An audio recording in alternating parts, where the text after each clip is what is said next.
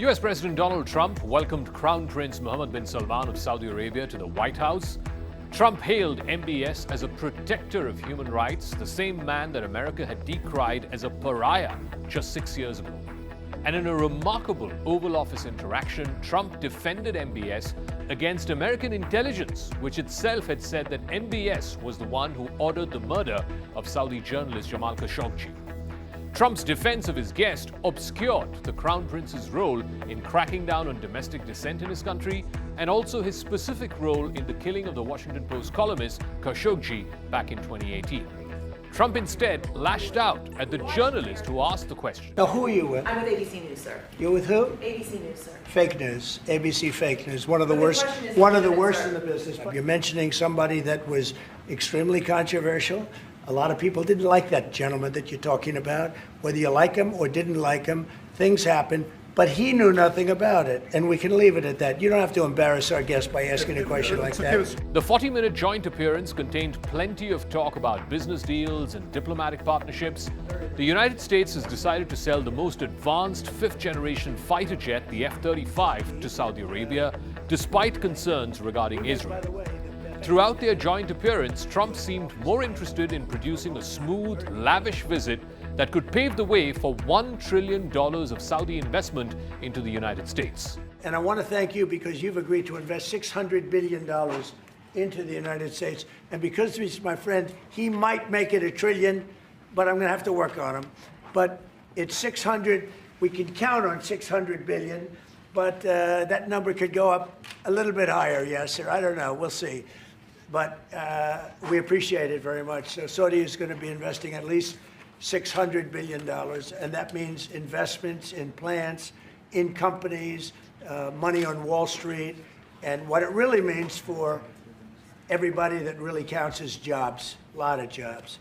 We have a lot of jobs. So I just want to thank you. We've been really good friends for a long period of time. We've always been on the same side of every issue. During the Biden administration, U.S. intelligence officials had released a report, the determination that American officials had made that it was Crown Prince MBS who had ordered the killing of Saudi journalist Jamal Khashoggi, but they declined to take action against the Crown Prince. Prince Mohammed has denied his involvement. On Tuesday, Trump heaped praise and threw a state dinner with all its pomp and regalia upon the Crown Prince, who he treated like a business partner and not like a pariah. The treatment was more ostentatious than most visiting heads of state, even for state visits. Adding to the ceremony was a military band. There was a flyover that included several F-35 fighter jets. Trump, in fact, said that he wants to sell the most advanced aircraft, the F-35, to the Saudis, a decision that would have to be ratified by the U.S. Congress. Israel has expressed concerns over this sale, being the only country in the region to have the fifth-generation fighter. There were also concerns about backdoor entry by the Chinese to try and get the technology behind the F-35s, given the warm ties between Riyadh and Beijing.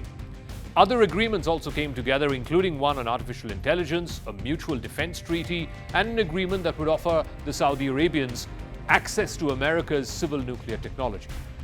Trump had hinted that he wanted the Saudi Arabians to agree to normalize relations with Israel and sign on to the Abraham Accords. These are a set of diplomatic agreements that normalize ties between Israel and 3 Arab countries, UAE, Bahrain, and Morocco, during Trump's first administration.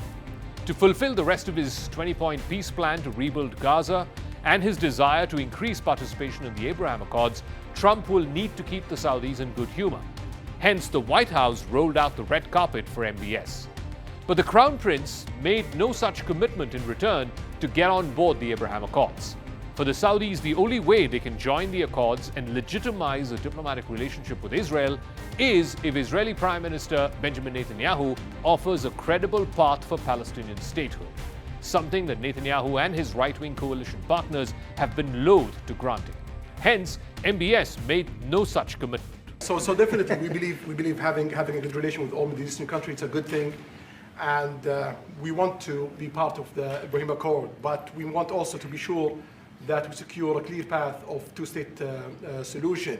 And today we have a healthy discussion with Mr. President that we're going to work on that to be sure that we can prepare the right situation as soon as possible to have that.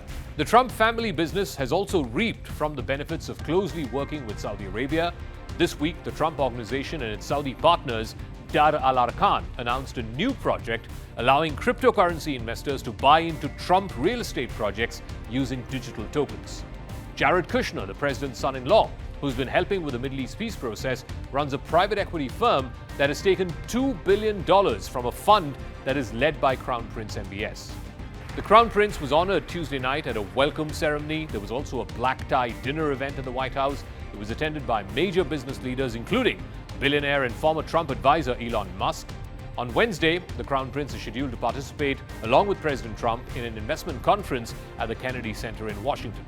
This has been a major comeback of sorts for the once pariah Crown Prince, Mohammed bin Salman. In return, Prince Mohammed has secured a commitment from America for access to its most advanced computer chips. These chips are critical in building vast data servers that Saudi Arabia needs to turn the country from an oil hub into an artificial intelligence powerhouse. Electricity-glutting chip processors will be powered by a mix of Saudi oil and renewable energy. And without ever mentioning China once, the Crown Prince made it clear in the run-up to the visit that Beijing was willing to step in to supply any technology that Washington might hesitate to provide. Hence the concerns around the F-35, but even that did not come in the way of Trump's five-star treatment of his royal guest.